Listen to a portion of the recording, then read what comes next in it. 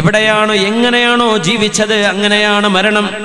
വ്യഭിചാരം എപ്പോഴെങ്കിലും ആരും കാണാത്തിടത്ത് പ്രവാസികളായ കുടുംബങ്ങളുടെ കുടുംബിനികളെ അല്ലാഹുവിനെ പേടിച്ചോളൂ. നിങ്ങൾക്ക് ചുറ്റും കഴുക കണ്ണുമായി നടക്കുന്ന പിശാചിന്റെ കോലങ്ങൾ നാടുകളിൽ ധാരാളമുണ്ട്. നിങ്ങളുടെ ഏറ്റവും വലിയ ആഭരണം നിങ്ങളുടെ ചാരിത്രമാണ്. അത് നിങ്ങളെ തൊടാനോ നിങ്ങളുടെ ശരീരം അനുവദിക്കപ്പെട്ട നിങ്ങളുടെ ഭർത്താവിനോടല്ലാതെ നിങ്ങളൊരു പ്രേമത്തിന്റെ വാക്കിന്റെ പിന്നാലെ പോയിട്ട് വ്യഭിചാരം ചെയ്തു പോവല്ലേ. സഹോദരന്മാരെ, ചെറുപ്പക്കാരെ, അല്ലാഹു നിങ്ങൾക്ക് ഹലാലാക്കിയ ഒരു ഇണയെ നിക്കാഹിലൂടെ സത്യസന്ധമായി സ്വീകരിച്ച് സന്തോഷകരമായ അല്ലാഹു തആല പൊരുത്തപ്പെടുന്ന ഒരു ജീവിതം നയിക്കേണ്ടതിന് പകരം റോഡിലൂടെ, നാടിലൂടെ, കോളേജിലൂടെ പഠിച്ചിറങ്ങുന്ന സർവ്വ കുട്ടികളുടെ പിന്നാലെ കണ്ണോടിച്ച് കണ്ണുകളെ മലിനമാക്കുമ്പോ ഒന്നോർക്കേണമേ, രഹസ്യമായി ചെയ്യുന്ന വ്യഭിചാരം ആരും അറിഞ്ഞിട്ടില്ല എന്ന് വിചാരിക്കുക. എന്നാൽ തന്നെയും അല്ലാമുൽ ഗുയൂബായ അല്ലാഹു അത് കാണുന്നില്ലേ? ആരും അറിയില്ലെന്ന് വിചാരിച്ചു വാതിലടച്ച് ചെയ്യുന്ന ഒരു തിന്മ നടന്നുകൊണ്ടിരിക്കുമ്പോഴാണ് ഒരു അറ്റാക്കിന്റെ രൂപത്തിൽ അല്ലാഹു നിങ്ങൾക്ക് മരണം നൽകുന്നതെങ്കിൽ, നിങ്ങളുടെ നാട്ടുകാരും വീട്ടുകാരും വാതിൽ ചവിട്ടി പൊളിച്ചിട്ടെങ്കിലും നിങ്ങളുടെ മയ്യത്തെടുക്കാൻ കാണുമ്പോ, മയ്യത്തിന്റെ അരികത്തേക്ക് വരുമ്പോൾ ഒരു തെറ്റിൽ കിടക്കുന്ന കാഴ്ചയല്ലേ കാണുക? അല്ലാഹുവേ, ഞങ്ങൾക്ക് ബോധം നൽകണേ തമ്പുരാനെ. വ്യഭിചാരം സ്വകാര്യമായിട്ട് ആനന്ദിച്ച് തിന്മാരും കാണുന്നില്ലെന്ന് പറഞ്ഞ് നടക്കുന്ന ആളുകൾക്ക് അല്ലാഹു നൽകുന്ന മരണം ആ അവസ്ഥയിലായിരിക്കും. ഒരു പ്രവാസിയായ സുഹൃത്ത് വ്യഭിചാരം സ്വകാര്യമായി ചെയ്തിട്ട് തന്റെ വാഹനത്തിനുള്ളിൽ ഏതോ ഒരു നാട്ടുകാരി പെണ്ണിനെ കൊണ്ടുവന്ന് ഇരുത്തിയിട്ട് സ്വന്തം കാർ പാർക്കിങ്ങിന്റെ അർബാബിന്റെ മുതലാളിയുടെ കാർ ഷെഡിൽ വാഹനം കയറ്റി വെച്ച് AC ഓൺ ചെയ്തിട്ട് പാതിരാത്രിയിൽ ഏതോ ഒരു അന്യ പെണ്ണുമായി കള്ളുകുടിച്ച് വ്യഭിചാരം ചെയ്ത് കാർ അകത്തിട്ട് കാർ ഷട്ടർ താഴ്ത്തിയിട്ട് ഓൺ ചെയ്തിട്ട് അവരതിന്റെ ഉള്ളിൽ ഹറാമ് ചെയ്തുകൊണ്ടിരിക്കുമ്പോ അല്ലാഹു പിടിച്ചിട്ടില്ലേ? നമുക്ക് മറക്കാൻ നേരമായോ?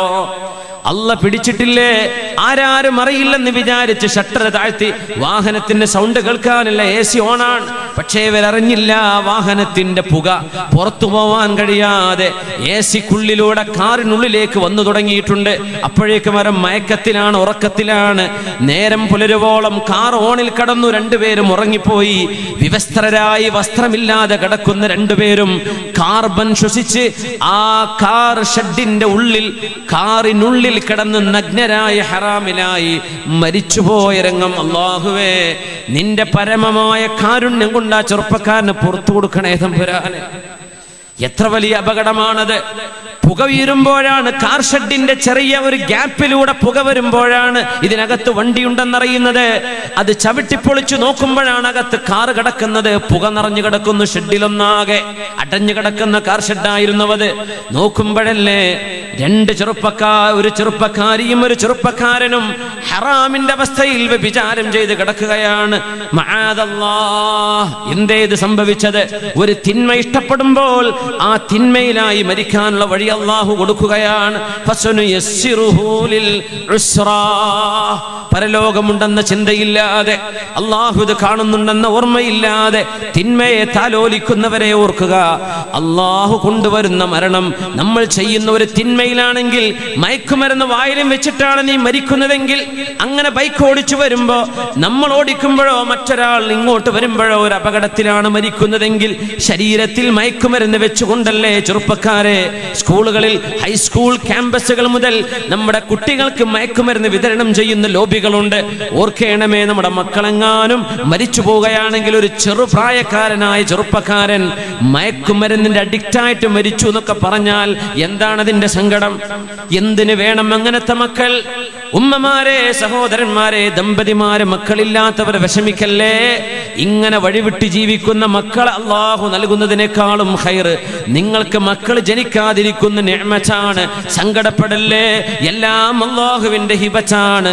അല്ലാഹു തആല നല്ല കൺകുളിർമയുള്ള ഖബറിന്റെ മീതെ വന്ന് ഉമ്മാക്കും വാപ്പാക്കും വേണ്ടി ദുആ ചെയ്യുന്ന, എന്റെ ഉമ്മാക്ക് പുറത്തു കൊടുക്കണേ, എന്റെ വാപ്പാക്ക് പുറത്തു കൊടുക്കണേ എന്ന് ദുആ ചെയ്യുന്ന മക്കളെ അല്ലാഹുവേ നീ ഞങ്ങൾക്ക് നൽകണേ തമ്പുരാനെ. അവരുടെയും ഞങ്ങളുടെയും മക്കളുടെയും ഞങ്ങളുടെ മക്കളുടെ മക്കളുടെയും മരണങ്ങൾ നല്ല മരണമാക്കി തരണേ തമ്പുരാനെ. ഹുസ്നുൽ ഖാത്തിമ, നല്ല ഒരു മരണം റബ്ബിനോട് ചോദിച്ചോളൂ.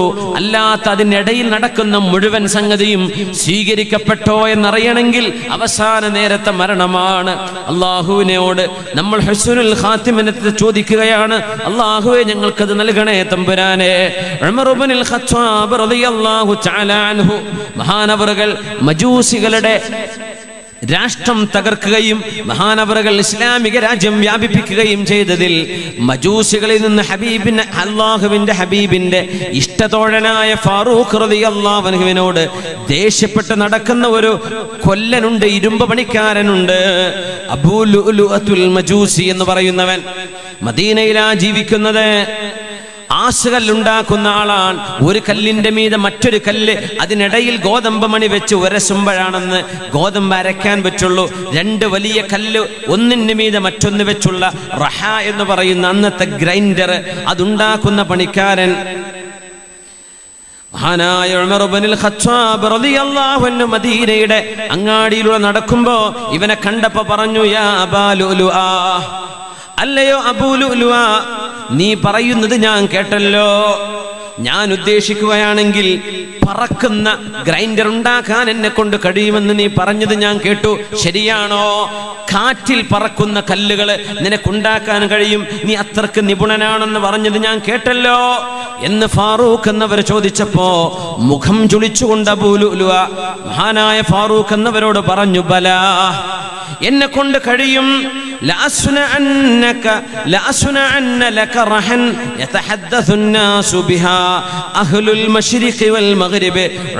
നിങ്ങൾക്ക് വേണ്ടി ഞാൻ അങ്ങനെ ഒരു കല്ലുണ്ടാക്കാൻ പോകുന്നുണ്ട്. ആ കല്ലിനെ കുറിച്ച് മശ്രിഖിലും മഗ്രിബിലുമുള്ള മുഴുവൻ ആളുകളും നാളെ സംസാരമുണ്ടാകും.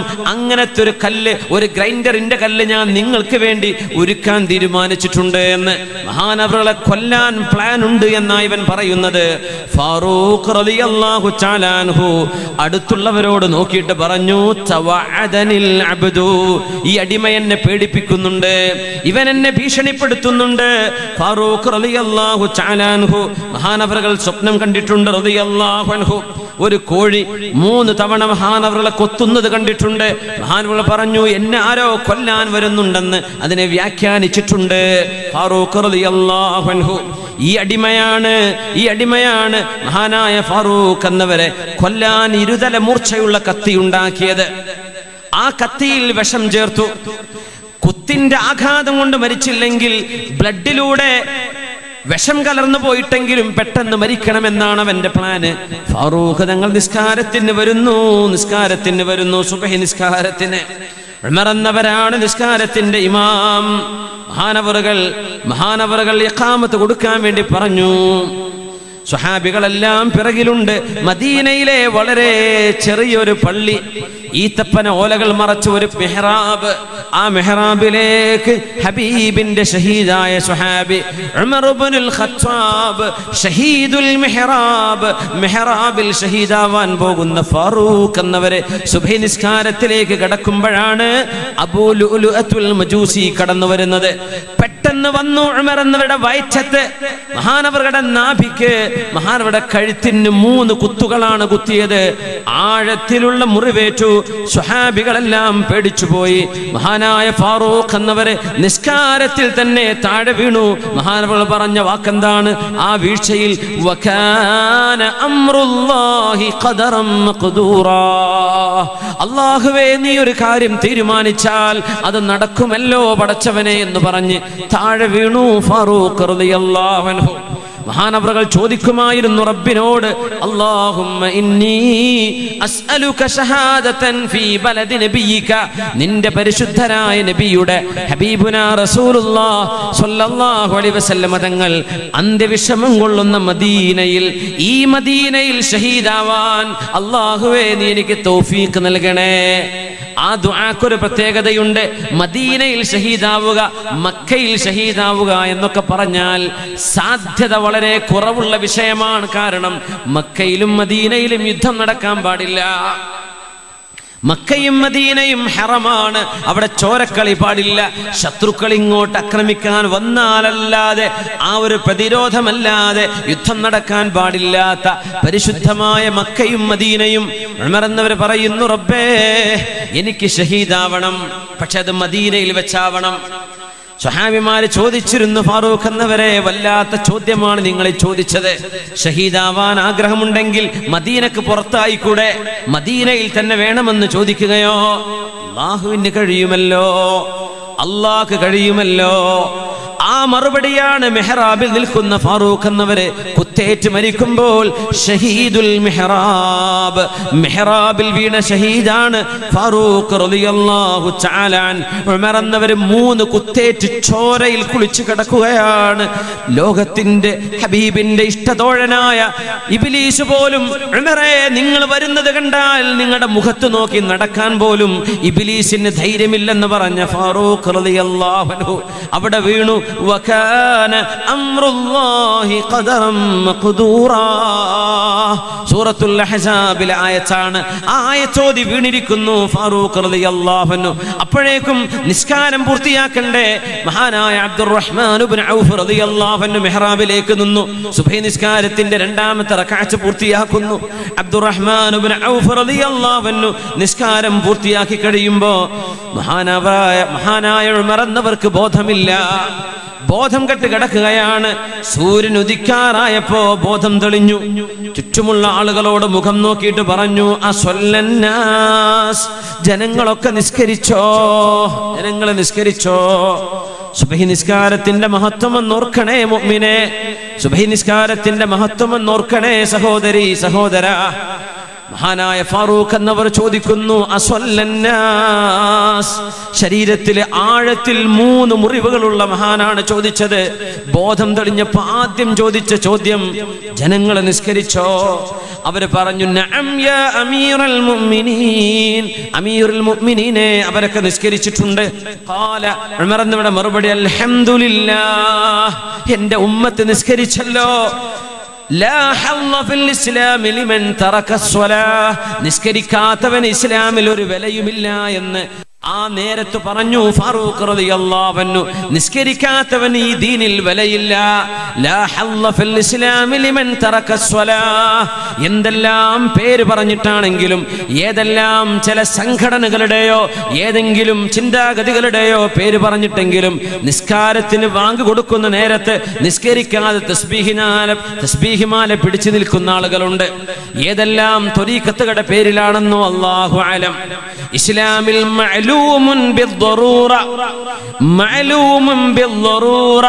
ഒരു കുട്ടിക്ക് പോലും തിരിയാത്ത വിഷയമാണോ നിസ്കാരത്തിന്റെ ഫർദിയ്യത്ത്? അത്രയും നിർബന്ധമായ നിസ്കാരം ചില ത്വരീഖത്തുകളുടെ പേര് പറഞ്ഞ് നല്ല അന്തവും ബുദ്ധിയുമുള്ള മനുഷ്യന്മാർ, ആരോഗ്യമുള്ള മനുഷ്യന്മാർ, അവർ മജ്ദൂബീങ്ങളായ ഔലിയാക്കന്മാരായിട്ടില്ല. അവർക്ക് ഭ്രാന്ത് പിടിച്ചിട്ടില്ല, ബോധം നഷ്ടപ്പെട്ടു പോയിട്ടില്ല. നല്ല ബോധമുള്ള ആളുകൾ നിസ്കാരത്തിന്റെ നേരമാകുമ്പോ കൂട്ടമായി ഇരുന്നിട്ട് കുറച്ച് ദിക്ർ ചൊല്ലുന്നു, തസ്ബീഹ് ചൊല്ലുന്നു, കഴിഞ്ഞു നിസ്കാരം. നിസ്കാരം എന്ന വുളൂഓടുകൂടെ വുളൂ ചെയ്ത് തക്ബീർ ചൊല്ലിയിട്ട് അല്ലാഹുവിന് വേണ്ടി നിസ്കരിക്കേണ്ട തസ്ലീം കൊണ്ട് അവസാനിക്കുന്ന നിസ്കാരം ചെയ്യാതെ, ജമാഅത്ത് പള്ളിയിൽ നടക്കുമ്പോൾ പോലും പള്ളിയിൽ കയറാതെ പുറത്തുനിന്ന് തസ്ബീഹ് ചൊല്ലി എന്റെ നിസ്കാരം കഴിഞ്ഞു എന്ന് പറയുന്ന മലയാളികൾ നമ്മുടെ കേരളത്തിലുണ്ട്. അല്ലാഹു തആല സൽബുദ്ധി കൊടുക്കട്ടെ. ആരാണാവോ ഇവരെയൊക്കെ പഴപ്പിച്ചത്? ആരാണാവോ ഇവരെയൊക്കെ വഴിതെറ്റിപ്പിച്ചത്? ഇങ്ങനെയുണ്ടോ ത്വരീഖത്തുകൾ? ശരീഅത്തില്ലാത്ത ത്വരീഖത്തുണ്ടോ? അല്ലാഹുവിന്റെ അഹ്കാമില്ലാത്ത ഒരു അല്ലാഹുവിന്റെ ദീനിന്റെ അഹ്കാമുകൾ റബ്ബിന്റെ ദീനിന്റെ കിതാബിലും അല്ലാഹുവിന്റെ ഖുർആനിലും സുന്നത്തിലും അധിഷ്ഠിതമല്ലാത്ത ഒരു ത്വരീഖത്തുമില്ല എന്നില്ല എന്ന് പറഞ്ഞ മഹാനാണ് മഹാനായ അബ്ദുൽ ഖാദിർ ജീലാനി ഖദ്ദസല്ലാഹു സിർറഹുൽ അസീസ്. ഖാദിരി ത്വരീഖത്തിന്റെ മുറബ്ബിയായ ശൈഖ്, ഇൽമിന്റെ ബഹറുമായിരുന്ന ഹസനി ഹുസൈനി പരമ്പരയുടെ സംഗമഭൂമിയായ അഷ്റഫുൽ ഖൽഖിന്റെ പേരക്കിടാവായ ഈ ഉമ്മത്തിന്റെ അത്ഭുതകരമായ യശസ്സിന്റെ കാരണക്കാരനായ ഖുതുബുൽ അഖ്താബായ മുഹീദ്ദീൻ ശൈഖ് അബ്ദുൽ ഖാദിർ ജീലാനി ഖദ്ദസല്ലാഹു സിർറഹുൽ അസീസ് ശരീഅത്തില്ലാതെ അല്ലാഹുവിന്റെ ഖുർആൻ കൊണ്ടും ഹബീബിന്റെ സുന്നത്ത് കൊണ്ടുമുള്ള അഹ്കാമുകളില്ലാതെ അതില്ലാതെ ലോകത്ത് ഒരു ത്വരീഖത്തിനും നിലനിൽക്കാൻ കഴിയില്ലെന്ന് പറഞ്ഞിരിക്കെ ആരാണോ ഈ പാവപ്പെട്ട മനുഷ്യന്മാരെ പഴിപ്പിക്കുന്നത്? ഖാൻഖാഹുകൾ ഉണ്ടാക്കിയിട്ട്, ആരാധനാ മണ്ഡപങ്ങൾ ഉണ്ടാക്കിയിട്ട് നിസ്കരിക്കേണ്ട നേരത്ത് ആഖിലും ബാലിഗുമായ കാമിലായ മനുഷ്യന്മാർ, ആണുങ്ങളും പെണ്ണുങ്ങളും വന്നിരുന്ന് നിസ്കാരത്തിന് വാങ്ക് വിളി കഴിഞ്ഞിട്ടും ഇഖാമത്ത് കൊടുക്കുമ്പോഴും കുറച്ചാളുകൾ നിസ്കരിക്കുക, ബാക്കിയുള്ളവരോട് നോക്കി നിൽക്കുന്നത്. നിസ്കാരം മഅലൂമുൻ ബിൽ ദറൂറ, അതിന്റെ ഫർളിയത്ത് ആരെങ്കിലും നിഷേധിച്ചു കഴിഞ്ഞാൽ, നിസ്കാരം നിർബന്ധമല്ല എന്ന് ആരെങ്കിലും വിശ്വസിച്ചു പോയാൽ അവർ ഇസ്ലാം എന്ന് പുറത്തു പോകുമെന്ന് പറഞ്ഞ റുക്കനല്ലേ നിസ്കാരം. ഫാറൂഖ് റളിയല്ലാഹു തആല അൻഹു ആ ബോധം തെളിഞ്ഞപ്പോൾ ചോദിച്ച ചോദ്യമാണ്, അസ്വല്ലന്നാസ്, ജനങ്ങൾ നിസ്കരിച്ചോ അമീറുൽ മുഅ്മിനീൻ അവർ നിസ്കരിച്ചു. ഫഇന്നഹു ലാ ഹല്ല ഫിൽ ഇസ്ലാം ലിമൻ തറക സ്വലാ, നിസ്കാരം ഉപേക്ഷിക്കുന്നവന് ഈ ദീനിൽ സ്ഥാനമില്ല എന്ന് ഫാറൂഖ് റളിയല്ലാഹു അൻഹു. അല്ലാഹുമ്മ ജഅൽനാ മിൻ മുഖീമിസ് സ്വലാ, നിസ്കാരം നിലനിർത്തുന്നവരെ ഞങ്ങളെ പെടുത്തണേ തമ്പുരാനെ. ആമീൻ യാ റബ്ബൽ ആലമീൻ. പിഴപ്പിക്കുന്ന ചിന്താഗതികളിലേക്ക്, പിഴച്ച പ്രസ്ഥാനങ്ങളിലേക്കൊന്നും പോവാതെ ഈ ഉമ്മത്തിനെ നീ കാക്കണേ തമ്പുരാനെ. ആമീൻ യാ റബ്ബൽ ആലമീൻ. ഫാറൂഖ് റളിയല്ലാഹു തആല അൻഹു വുദൂഇന് വെള്ളം ചോദിക്കുകയാണ്. എഴുന്നേൽക്കാൻ പറ്റാതെ ചോര ഒലിച്ചുകൊണ്ടിരിക്കുന്ന ഫാറൂഖ് എന്നവരെ, എനിക്ക് വുദൂ എടുക്കാൻ വെള്ളം കൊണ്ടുവരൂ. സല്ലൂ അലൻ നബി മുഹമ്മദിൻ വആലിഹി. اللهم صل على سيدنا محمد وعلى آل سيدنا محمد وبارك وسلم عليه. نركز لله. اللهم محمد وعلى آل سيدنا محمد وبارك وسلم عليه. ആരിലും ഭാര്യ സന്തതികളിലും അല്ലാഹു ബറക്കത്ത് ചെയ്തു കൊടുക്കട്ടെ. അവരുടെയൊക്കെ വിഷമങ്ങൾ അല്ലാഹു സലാമത്താക്കി കൊടുക്കട്ടെ. കാരണം ഇതുപോലെയുള്ള കച്ചവടക്കാരും ജോലിക്കാരൊക്കെ നമ്മുടെ നാട്ടിലെ പള്ളി മദ്രസയും ദീനീ സ്ഥാപനങ്ങളൊക്കെ നിലനിർത്തി കൊണ്ടുപോകുന്നത്.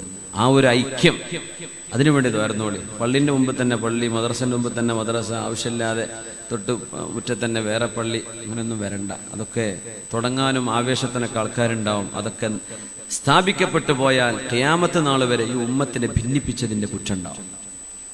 അതുകൊണ്ട് അതിനാരും നിൽക്കരുത്. ഈ ഉമ്മത്തിൻ്റെ ഐക്യം നഷ്ടപ്പെടാതെ അല്ലാഹു തആല നമ്മളെ സന്തോഷത്തിൽ നിലനിർത്തി തരട്ടെ. അതിനുവേണ്ടി ദുആരുന്നോളി. അല്ലാഹു നമ്മുടെ രാജ്യത്ത് മൊത്തം സമാധാനം അല്ലാഹു തരട്ടെ. അല്ലാഹു തആല സന്തോഷകരമായ ജീവിതം നമ്മുടെ കേരളത്തിലും ഭാരതത്തിലും ലോകത്തെല്ലായിടത്തും അല്ലാഹു നമുക്കും നമ്മുടെ സഹോദരിമാർക്കൊക്കെ സർവ്വ മനുഷ്യർക്കും അല്ലാഹു നൽകി അനുഗ്രഹിക്കട്ടെ. ആമീൻ യാ റബ്ബൽ ആലമീൻ.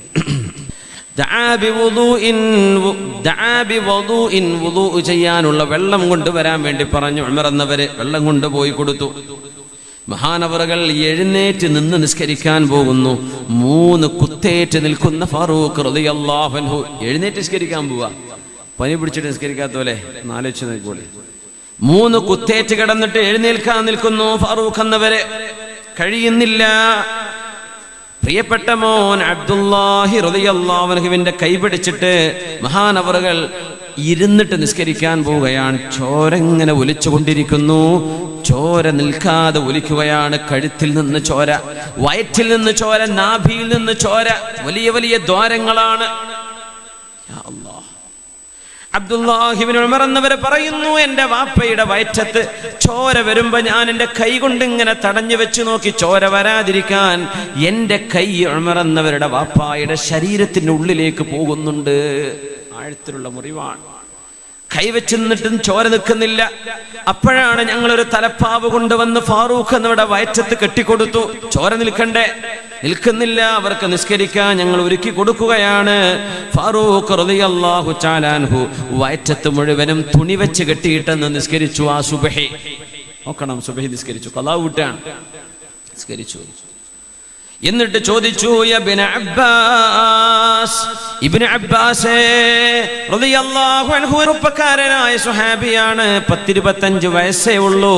മഹാനായ ഇബ്നു അബ്ബാസ് എന്നവർക്ക് ആ സമയം മഹാനവറുകളോട് ഉമർ എന്നവർ ചോദിച്ചു, ഉൻദുർ മൻ ഖതലനി, ആരാണ് എന്നെ കൊന്നത് എന്നൊന്ന് നോക്കണേ, ആരാ എന്നെ കൊന്നത്? ആദ്യം ചോദിച്ചത് അതല്ല, ആദ്യം ചോദിച്ചത് എന്താ? നിസ്കരിച്ചോ? ആൾക്കാരെ നിസ്കരിച്ചോ? എന്നാൽ നിസ്കരിക്കാത്തവന് ഒരു സ്ഥാനം ഇസ്ലാമിലില്ല. ഞാൻ നിസ്കരിക്കട്ടെ, എന്റെ സുബഹി ഞാൻ ഖളാ വിട്ടിട്ടില്ല. വയറ്റത്ത് തുണി വെച്ച് കെട്ടിയിട്ട് നിസ്കരിക്കുക. കാരണം കൈ പോലും വയറ്റിന്റെ ഉള്ളിലേക്ക് പോവാൻ മുറിവിന്റെ ആഴം കൊണ്ട്. യാ അല്ലാഹ്, എന്തായിരിക്കും അല്ലേ? ഒരു വേദന സംഹാരിയോ ഒരു ഇഞ്ചക്ഷനോ പോലും എടുക്കാൻ പറ്റാത്ത കാലല്ലേ അത്? എന്തായിരിക്കും ആ വേദന? എങ്ങനെയായിരിക്കും ആ സഹിച്ചത്? ഫാറൂഖ് റളിയല്ലാഹു അൻഹു, യാ അല്ലാഹ്, ഇബ്നു അബ്ബാസ്, ഇബ്നു അബ്ബാസേ ഉൻദുർ മൻ ഖതലനി, ആരാണ് എന്നെ കൊന്നത് എന്ന് നോക്കണേ. ഇബ്നു അബ്ബാസ് എന്നവരെ പറഞ്ഞു, തുഅനകൽ ഗുലാമുൽ മജൂസി, നിങ്ങൾക്ക് കാറ്റിൽ പറക്കുന്ന ഗ്രൈൻഡറിന്റെ കല്ലുണ്ടാക്കി തരാമെന്ന് പറഞ്ഞ ആ മജൂസിയാണ് അബൂ ലുഅലുഅത്ത് എന്ന് പറയുന്ന തീ ആരാധകനായ ഇറാനിയാണ് നിങ്ങളോടത് ചെയ്തത്. ഫാറൂഖ് റളിയല്ലാഹു തആല അൻഹുവിനോട് പറഞ്ഞു, ഉമർ എന്നവരെ, നിങ്ങളെ കുത്തിയതിന് ശേഷം ഓടുന്ന ഓട്ടത്തിൽ നിസ്കരിച്ചു കൊണ്ടിരിക്കുന്ന 13 മനുഷ്യന്മാർ അവൻ കുത്തിയിട്ടുണ്ട്. ആ 13 പേരിൽ 7 സ്വഹാബിമാർ അവന്റെ കുത്തേറ്റ് മരിച്ചിട്ടുണ്ട്. ഉമർ എന്നവരെ മാത്രമല്ല, പോകുന്ന പോക്കിൽ കുത്തി 13 ആളെ, അതിൽ 7 പേർ ഗുരുതരമായ മുറിവേറ്റവരാണ്. 7 പേര് മരിച്ചു. അതിലെ പള്ളിന്റെ ഉള്ളിലാപ്പതേ അത് മജൂസിയാണ്. സാന്ദർഭികമായിട്ട് പറയട്ടെ, നമ്മുടെ ആൾക്കാർ തന്നെ, മുസ്ലിമീങ്ങൾ തന്നെ പള്ളിന്റെ ഉള്ളിലൊക്കെ കയറിയിട്ട് അടിയും പിടിയും അല്ലേ? നമ്മൾ അഭിമാനം വരണത് അങ്ങനെ. ചില ആൾക്കാർ അഭിമാനം വരണത് അങ്ങനെ, ഞങ്ങൾ പള്ളി പൂട്ടിച്ചു, ഞങ്ങൾ ചെയ്തു അല്ലേ? അവിടുത്തെ ഖുതുബ മുടക്കി, ആ പള്ളി സീൽ ചെയ്യിച്ചു, അത് പോലീസിനെ വരുത്തി, അല്ലെങ്കിൽ എന്തെങ്കിലും ക്ലാസ് മുടക്കി എന്നൊക്കെ പറയണ്ട. അത് അഭിമാനം വരണ്ട, ആരും മുടക്കിയതല്ല. പക്ഷെ അതൊക്കെ വെറുതെ അറിയാതെ അഭിമാനം പറഞ്ഞു പോകുന്നുണ്ട്. അങ്ങനെ അഭിമാനം പറയരുത്, അത് വിവരമില്ലാത്തതുകൊണ്ടാണ്. പരിശുദ്ധ ഹബീബിന്റെ ഈ ഉമ്മത്തിന്റെ ഷിആറാ നമ്മുടെ പള്ളി, നമ്മുടെ നിസ്കാരം അല്ലേ? എന്തിനാണ് ഈ ഒച്ചപ്പാടൊക്കെ? ഞങ്ങൾക്ക് പള്ളി, വഅന്നൽ മസാജിദ ലില്ലാഹ്, പള്ളിയുടെ അധികാരം ആർക്കാണ്? അല്ലാഹുവിനാണ്. ശരിക്കും മനസ്സിലാക്കുക, പള്ളി മിൽക്കാർക്കാണ്? അല്ലാഹുവിനാണ്. ഒരു രാജാവിന് പോലും മിൽക്കല്ലെന്നതാണ്. അതിന്റെ ചരിത്ര സംഭവമുണ്ട്, ഹാറൂൺ റഷീദിന്റെ, പറയാൻ സമയമല്ല. മിൽക്ക് അല്ലാഹുവിനാണ്.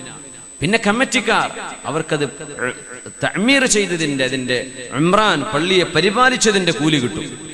അപ്പൊ ഒരു പള്ളി നിലവിലുണ്ട്, അത് സ്ഥാപിച്ച ആളുകളുണ്ട്, അതിന്റെ കമ്മിറ്റിക്കാരുണ്ട്. ഒരു നടത്തിക്കോട്ടെ, നിങ്ങൾ പോയി നിസ്കരിച്ചോളൂ. ആരും ആരോടും ഈ പള്ളിക്ക് നിങ്ങൾക്ക് വരാൻ പാടില്ല എന്ന് പറയാൻ അധികാരമില്ല. ഇത് ഞങ്ങളെ പള്ളിയാണ്, ഇങ്ങോട്ട് വരാൻ പാടില്ല. അങ്ങനെ ഒരു മഖ്ലൂക്കിനും ദുന്യാവിൽ പള്ളിയെ പറ്റി പറയാൻ പാടില്ല. എന്തുകൊണ്ട്? അധികാരം ആർക്കാണ്? അല്ലാഹുവിനാണ്. പിന്നെ എന്തിനാ നമ്മൾ ആ പള്ളി ഞങ്ങൾക്ക് വേണം, ഈ പള്ളി ഞങ്ങൾക്ക് വേണം, ഇത് ഞങ്ങളുടേതാക്കണം? എന്തിനാ അതിന് ഒച്ചപ്പാടുണ്ടാക്കണം? അതുകൊണ്ട് എന്താ കിട്ടാനുള്ളത്? മുഅ്മിനീങ്ങൾ വെറുക്കും, അള്ളാന്റെ മലക്കുകൾ വെറുക്കും. എത്ര തന്നെ അഭിമാനം പറഞ്ഞ് നടന്നിട്ടും കാര്യമില്ല, അള്ളാഹുവിന്റെ ശാപം ഉണ്ടാവൂലേ? അതുകൊണ്ട് ഇനിയെങ്കിലും അതൊന്നും ഇല്ലാണ്ടിരിക്കട്ടെ. നമ്മുടെ പള്ളികൾ ജുമുഅ മുടക്കുന്ന 3-4 പള്ളികൾ നമ്മുടെ കോഴിക്കോട് ജില്ലയിലും പരിസരത്തും ആയില്ലപ്പോൾ പൂട്ടിക്കിടക്കണ പള്ളികൾ, ജുമുഅ നടന്നിരുന്ന പള്ളികൾ, ജമാഅത്ത് നടന്നിരുന്ന പള്ളികൾ. വിഷമം കൊണ്ട് പറയാണ്, എന്താണാവോ തലയിൽ, എന്തിനാണാവോ ഇതൊക്കെ അവർ ചെയ്യുന്നത്? ആരുടെ കയ്യടി കിട്ടാനാ അവർ ചെയ്യുന്നത്? അല്ലാഹു ആലം. അതുകൊണ്ട് പറയട്ടെ, ഏതെങ്കിലും നാട്ടിലെ ഒരു ജുമുഅ, അവിടെ സ്ഥിരമായി നിലന്നുകൊണ്ടിരിക്കുന്ന ജുമുഅ, അതിന്റെ കമ്മിറ്റിക്കാർ, അതിന്റെ മഹല്ലുകാർ അവിടെ പോയിട്ട് എന്ത് ചെയ്യുന്നുണ്ട്? കുഴപ്പമുണ്ടാക്കരുത്. ആരും ചെയ്യരുത്. അത് ഏതെങ്കിലും ഒരു പ്രസ്ഥാനത്തെ മാത്രമെന്നല്ല, ആരും ചെയ്യരുത്.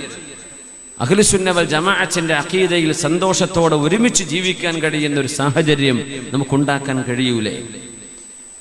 പള്ളികൾക്കുള്ളിൽ ബഹളം ഉണ്ടാക്കരുത്, പള്ളികൾക്കുള്ളിൽ അടിപിടി ഉണ്ടാക്കരുത്. കമ്മിറ്റിയിൽ നുഴഞ്ഞു കയറിയിട്ട് ഞങ്ങൾക്കാവണം. എന്തിനതിൻ്റെയൊക്കെ ആവശ്യം? എന്താ അള്ളാഹുവിന്റെ കിട്ടുക? മുഅ്മിനീങ്ങളെ തഫ്രീഖ് ചെയ്യരുത്, മുഅ്മിനീങ്ങളെ വിഭജിക്കരുത്. ദയവ് ചെയ്ത്. ഒരുപാട് വിഭജിച്ചു, ഒരുപാട് മനസ്സ് വേദനിപ്പിച്ചു.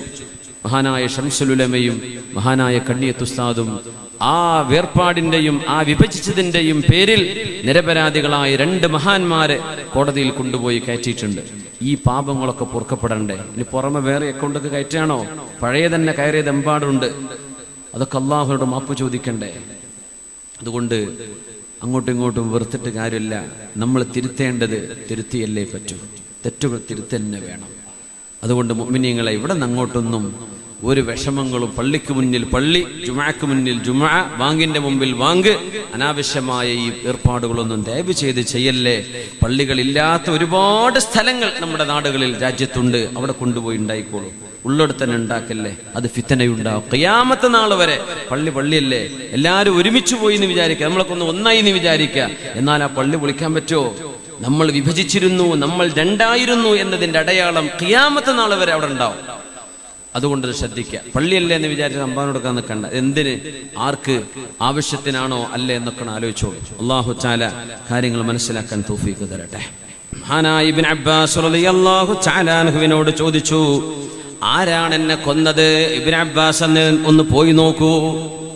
ഉമർ എന്നവരെ, നിങ്ങളെ കൊന്നത് ആ മജൂസിയായ ചെറുപ്പക്കാരനാണ്, അടിമയാണ് നിങ്ങളെ കൊന്നത്. 13 പേരവൻ കുത്തിയിട്ടുണ്ട്. അതിൽ 7 പേര് മരിച്ചിട്ടുണ്ട് സംഭവ സ്ഥലത്ത് വെച്ചിട്ട്. ഗുരുതരമായ കുത്തേറ്റ് കിടക്കുന്ന നിങ്ങളെപ്പോലെ ബാക്കി 13-ൽ 6 പേര് വിഷമാവസ്ഥയിൽ കിടക്കുന്നുമുണ്ട്. ഫാറൂഖ് റളിയല്ലാഹു അൻഹു ആ മറുപടി കേട്ടപ്പോൾ പറഞ്ഞ വാക്ക് നോക്കണം. വളരെ ചെവി തുറന്ന് നമ്മളൊന്ന് കേട്ടു നോക്കൂ. എന്താണ് ഫാറൂഖ് എന്നവരെ പറഞ്ഞത്? നിങ്ങളെ കുത്തിയത് ഒരു ജൂതൻ, ഒരു മജൂസിയാണ് എന്ന് പറഞ്ഞപ്പോ ഫാറൂഖ് എന്നവർ കൊടുക്കുന്ന മറുപടി, അൽഹംദുലില്ലാഹ്, നിനക്ക് സ്തുതി പടച്ചവനെ. എന്തുകൊണ്ടാ അൽഹംദുലില്ലാഹ് എന്ന് പറഞ്ഞെന്നറിയോ?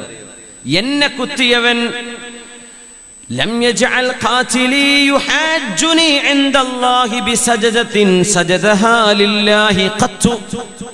നാളെ കുത്തേറ്റ ഞാനും എന്നെ കുത്തിയ മജൂസിയും അള്ളാഹുവിന്റെ കോടതിയിലേക്ക് വരുമ്പോൾ അള്ളാഹുവിനോട് ഒരു സുജൂദെങ്കിലും ചെയ്തതിന്റെ പേരിൽ യാചിക്കാനോ നീതി വേണമെന്ന് പറയാനോ അർഹതയില്ലാത്തവനാണല്ലോ മജൂസി. അവൻ അള്ളാഹ്ക്കൊരു സുജൂദ് പോലും ചെയ്യാത്തവനല്ലേ. അതുകൊണ്ട് നാളെ ഞാൻ ജയിക്കും, അൽഹംദുലില്ലാഹ്. എന്താ അതിന്റെ അർത്ഥം? എന്നെ കൊന്ന ആള് ഒരു മുസ്ലിമായിരുന്നുവെങ്കിൽ ഒരു പക്ഷേ ആ മുസ്ലിമിന്റെ അമല് എന്റെ അമലിനേക്കാൾ അള്ളാഹുവിനെ ഇഷ്ടപ്പെടുകയോ മറ്റോ ആണെങ്കിൽ നാളെ എനിക്ക് അള്ളാഹിന്റെ മുമ്പിൽ ചിലപ്പോൾ തോൽക്കേണ്ടി വരും. പക്ഷേ എന്റെ പ്രതി ഒരു സുജൂദ് പോലും ചെയ്യാത്ത ആളല്ലയോ. അതുകൊണ്ട് നാളെ ജയിക്കുമെന്ന കാര്യം ഉറപ്പാണ്. അൽഹംദുലില്ലാഹ്, എന്നെ കൊന്നതൊരു മുസ്ലിം അല്ലല്ലോ. യാ അല്ലാഹ്, നോക്കണം, അമൃതങ്ങളുടെ വീക്ഷണം നോക്കണം. മഹാനവറുകളുടെ രോഗം വഷളാവുകയാണ്. ഡോക്ടർ കടന്നു വരുന്നു. ദഖലത് തബീബ്, അന്ന് ഡോക്ടർമാരുണ്ട്.